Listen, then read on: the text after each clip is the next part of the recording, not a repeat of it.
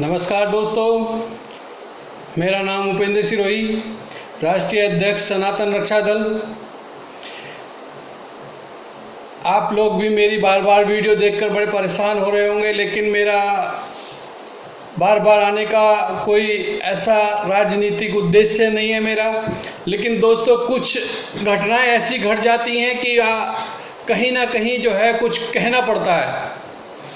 अभी अभी मैंने एक वीडियो क्लिप अपने मोबाइल में देखी, जिसमें यस्टरडे में कुछ एक सज्जन हमारे यहाँ के, जिनका नाम है राजरत्न अंबेडकर, जो हमारे संविधान के रचयिता भीमराव अंबेडकर, बाबा भीमराव अंबेडकर जी के पोते हैं। और वो उनकी क्लिप जो दिखाई जा रही थी वह पाकिस्तान से दिखाई जा रही थी। ऐसा लग रहा था मुझे जैसे वो पाकिस्तान में जाकर के कुछ भीख मांग रहे हैं। उनके शब्दों में इस तरह की कुछ बातें थी। वो कह रहे थे कि एक वहाँ इंडिया गवर्नमेंट में के साथ में एक संघ लगा हुआ है जिसका नाम आरएसएस है। आरएसएस को उसने वहाँ पर जो है एक टेररिस्ट संघ बताया। मैं बड़ा आहत हूँ। वो हमारे भारत के नौजवान हैं और एक ऐसे खानदान से ताल्लुक़ रखते हैं जिन्होंने हमारे भारत का संविधान लिखा। उनकी शब्द सुन करके आहत हुआ मैं पूछना चाहता हूँ श्री राजरत्न जी से कि आप पाकिस्तान में जाकर किसी को टेररिस्ट बताएं, उनकी प्रशंसा करें, सब काम करें, हम मना नहीं कर रहे। लेकिन एक बार उनसे यह भी पूछिएगा, उनकी दाढ़ी खुजाते हुए यह पूछिएगा कि मानिए आपने जो आज तक काम कर रहे हैं, हमारे देश के 40,000 से भी के आसपास सैनिक शहीद आज तक हो चुके हैं। पुलवामा अटैक के बारे में भी उन लोगों से पूछना। आज कुछ लोग यहाँ एक ऐसी जो है आपके दादाजी के नाम पर जो है एक सेना बनी हुई है, उस रावण सेना, रावण जिसका नाम है जो लेके चलता है उसको, वो आज की डेट में हमारे देवी देवताओं को जूते चप्पल मारते हैं। क्या बात यह सही है? आप लोग इस पर गौर देते हैं क्या? पाकिस्तान में जाकर के आप भीख मांग रहे हैं, क्या आपको ये अच्छा लगा? अरे आप अगर किताब अंबेडकर साहब की आपने पढ़ी है, संविधान पढ़ा है अच्छे ढंग से, जैसा आप प्रस्तुत कर रहे थे, पाकिस्तान से कह रहे थे कि मैं मिन्नत मांगूंगा, सब लोग एक रहें, हंसी खुशी से रहें, ऐसा संभव है क्या? हो सकता है आपकी डिक्शनरी में हो, और ये भारत ने 47 से लेके अब तक भी किया हुआ है। मैं मान्यवर आपसे बता देना चाहता हूं कि आपके दादाजी के द्वारा एक किताब और लिखी गई थी जिसका नाम था द थॉट्स ऑफ पाकिस्तान। जो लिखी गई थी किताब, उसको भी पढ़ें। और बाबा साहब भीमराव अंबेडकर साहब ने ये कहा था, जब बंटवारा जाति के हिसाब से हो ही रहा है तो ये लोग यहाँ पर क्या कर रहे हैं?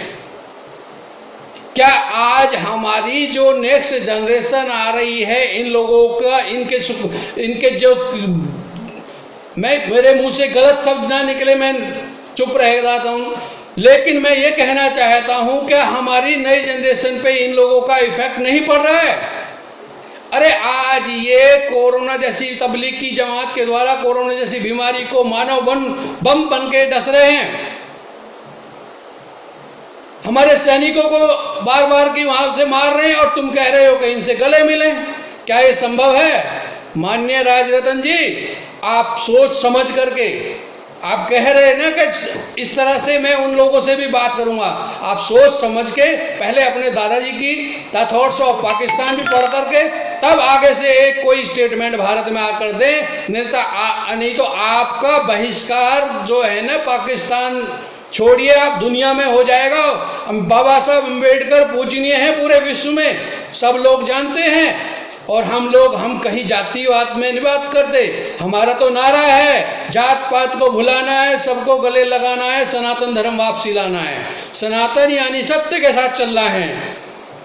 मैं आशा करता हूँ कि आप दोबारा मेरी बात सुन करके ये जो है आप दोबारा किताब जरूर पढ़ेंगे और उस पर अमल भी करेंगे। मुझे लगता है अभी जो ये पालघर में महाराष्ट्र में घटना घटी है, कुछ ऐसे ही जो शब्द उन लोगों के मुंह से उस बाबा को 70 साल के बाबा को मारते वक्त निकल रहे थे कि शोएब अब रहने दो, अब हो गया काम। अरे मुझे लगता है कहीं ना कहीं उन डाडियों के साथ में आप भी अपने ईमान बेच चुके हैं। आप भूल चुके हैं भारत के हिंदू हैं, बौद्ध हैं, जैन हैं, जो भी हैं, हम भारत के वासी हैं। अरे भारत की संस्कृति सनातन संस्कृति है। आप घूमते बेशक हो सरकारी खर्चों पे, भारत देश के खर्चों पे, मेरे खुद के जो रेवेन्यू में देता हूं उसके खर्चे पे तुम घूमते हो श्रीमान। आप बाहर जाके गलत नहीं बोल सकते, मेरे देश को झुका नहीं सकते, किसी के सामने मिन्नत नहीं मांग सकते। मेरे माननीय प्रधानमंत्री मोदी जी ने आज में हम लोगों का सर ऊंचा किया है, विश्व में इतना सर ऊंचा किया है कि सारे देश झुक के देखते हैं। मान्यवर, आगे से सोच समझ के बोलिएगा, ये सनातनी बहुत खतरनाक होते हैं। अभी तक तो आप बुराई कर रहे थे, आप अलग कर दिए, जैसे हो गए ना कुटुंब की तरह अलग, तो आप अपने की सुरक्षा खुद भी नहीं कर पाएंगे और ये दाढ़ी आपको नोच नोच के खा जाएंगे। जय हिंद, जय भीम। आज हम लोग यहाँ पर पाकिस्तान में कॉन्स्टिट्यूशनल राइट्स पर जो कॉन्फ्रेंस थी उसके लिए मैं आया था, और being a descendant of doctor Baba Saheb Ambedkar, मैं ये कोशिश कर रहा था यहाँ के लोगों को ये बताऊं कि 70 साल हो गए हैं कॉन्स्टिट्यूशन बाबा साहब ने भारत को दिया, और उन 70 सालों में हम जो डाउन ट्रॉडन एक समय में कहलाते थे, अनटचेबल्स हुआ करते थे, हम लोगों को छूने तक की मनाही हुआ करती थी, लेकिन बाबा साहब के कॉन्स्टिट्यूशन की वजह से, संविधान की वजह से जो कौम पानी पीने की भी हकदार नहीं थी, आज वो और बैलगाड़ियों में भी बैठने की हकदार नहीं थी, आज वो पायलट बनती है और हवाई जहाज उड़ाने के काम करती है। तो ये बाबा साहब के कॉन्स्टिट्यूशन की वजह से है। लेकिन अभी जो हम हालात देख रहे हैं, इंडिया में जो हालात हो रहे हैं, बाबा साहब ने जो कॉन्स्टिट्यूशन दिया था, अब ऐसी ताकतें वहां पर रूल कर रही है जो बाबा साहब के संविधान पर काम करना नहीं चाहती, और वो नहीं चाहती कि बाबा साहब का संविधान कॉन्स्टिट्यूशन इंडिया में रहे। वो अपने फिर से मनुस्मृति जो एक रिलीजियस उनका ग्रंथ हुआ करता था, उस ग्रंथ को फिर से वो लागू करने की कोशिश कर रहे हैं। शेड्यूल कास्ट के लोगों को पीटा जा रहा है, माइनॉरिटीज के लोगों को पीटा जा रहा है, सिखों को पीटा जा रहा है, मुसलमानों को पीटा जा रहा है, अनटचेबल्स, दलित्स, इनको पीटा जा रहा है। सारा इंडिया का जो डेमोक्रेटिक कंडीशन है, इन लोगों ने जो आरएसएस के लोग हैं, ये आरएसएस आप लोगों को शायद पता ना हो, तो मैं पाकिस्तान के लोगों को बताना चाहता हूं कि आरएसएस ये इंडिया का एक टेररिस्ट ऑर्गेनाइजेशन है। मोहन भागवत वहां का लीड जो करता है, यही उनकी जो पार्टियां अब सत्ता में आई है। तो ये सारे लोग भारत के डेमोक्रेटिक कंडीशन को खत्म करने की कोशिश कर रहे हैं। मैं बाबा साहब के परिवार का एक सदस्य होने के नाते मैं भारत के लोगों के हक और अधिकार की लड़ाई मैं भारत के बाहर से लड़ता रहता हूं। यूनाइटेड नेशंस में 27 सितंबर को हम लोगों ने वहां पर धरना प्रदर्शन किए, आंदोलन किए, प्रोटेस्ट किए।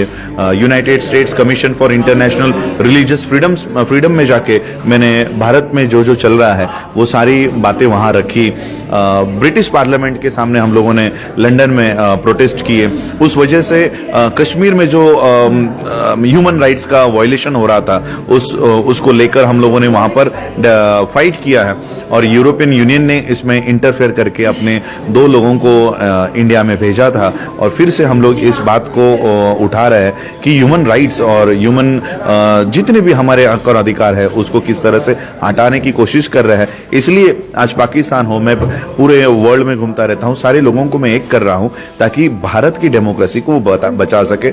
मैं पाकिस्तान के भी लोगों से ये अपील करूंगा, इंडिया पाकिस्तान बाकी की ये जो टेंशन्स चल रही है, इंडिया के लोगों को उससे कोई ये नहीं पड़ता, फर्क नहीं पड़ता कि पाकिस्तान के लोग क्या सोचते हैं क्या नहीं सोचते। हम लोग हमारे बेसिक फंडामेंटल राइट्स के लिए ही फाइट कर रहे हैं। तो हम लोगों को पाकिस्तान का डर बताया जाता है कि पाकिस्तान ये कर रहा है, पाकिस्तान वो कर रहा है, लेकिन यहाँ आके पता चलता है कि पाकिस्तान के लोगों को इंडिया के इकोनॉमी से या इंडिया में क्या चल रहा है उससे कोई लेना देना नहीं है। और मैं चाहता हूं कि पाकिस्तान और इंडिया की भले ये गवर्नमेंट्स, हमारी इंडियन गवर्नमेंट, इंडियन मीडिया जो फैलाती हो, लेकिन हम लोगों को एक होकर काम करना होगा। इंडियंस को भी मैं ये मैसेज लेकर जा रहा हूं कि पाकिस्तान बड़े प्यार से हम लोगों को यहां इनवाइट करता है, पाकिस्तान बड़े प्यार से हम लोगों को ट्रीट करता है। और मैं आज यहां से एक मैसेज लेकर जा रहा हूं, पाकिस्तान से एक मैसेज लेकर जा रहा हूं कि इंसानियत यहां पर कायम है,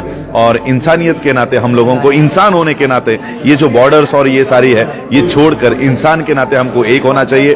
हम लोगों को हमेशा हमेशा ये धमकी दी जाती है इंडिया में आरएसएस के लोगों से, बीजेपी के लोगों से, अगर हम हमारे हक की बात करते हैं, हमारे अधिकारों की मांग करते हैं, प्रोटेस्ट करते हैं, तो हमको कहा जाता है कि फिर आपको इंडिया में रहने का अधिकार नहीं है, आप पाकिस्तान चले जाओ। पाकिस्तान जाओ ये हमको धमकी दी जाती थी, लेकिन आज मैं कहना चाहता हूं, अगर कोई कल हमको फिर से कहे पाकिस्तान चले जाओ, तो ये हमारे लिए धमकी नहीं होगी, ये हमारे लिए अपॉर्चुनिटी होगी कि इतना अच्छा देश हम लोगों को आने को मिलेगा। लेकिन मैं ये वहां के गवर्नमेंट को कहना चाहता हूं, इंडियन गवर्नमेंट को, कि भारत की मिट्टी हमारी है, हमने भारत के लिए लड़ाई लड़ी है, हमने भारत के लिए, भारत की मिट्टी के लिए हम लोगों ने अपनी कुर्बानियां दी है, हमारे लोगों के खून बहे हैं, ये मिट्टी हमारी है। अगर किसको बाहर जाने की जरूरत है तो वो आरएसएस के लोगों को और बीजेपी के लोगों को भारत के बाहर जाने की जरूरत है। तो पाकिस्तान से बहुत प्यार लेकर मैं इंडिया में जाऊंगा और भारत के लोगों को ये बताऊंगा कि पाकिस्तान जिस तरह से इंडिया का मीडिया बताता है वैसा बिल्कुल नहीं है। और मैं कोशिश करूंगा ज्यादा से ज्यादा लोग, हम लोग अगले साल या आने वाले कुछ महीनों में यहां पर कॉन्फ्रेंस करें और पाकिस्तान में दुनिया के लोगों को बुलाएं और बताएं कि पाकिस्तान किस तरह से सही में एक पाक देश है। Thank you.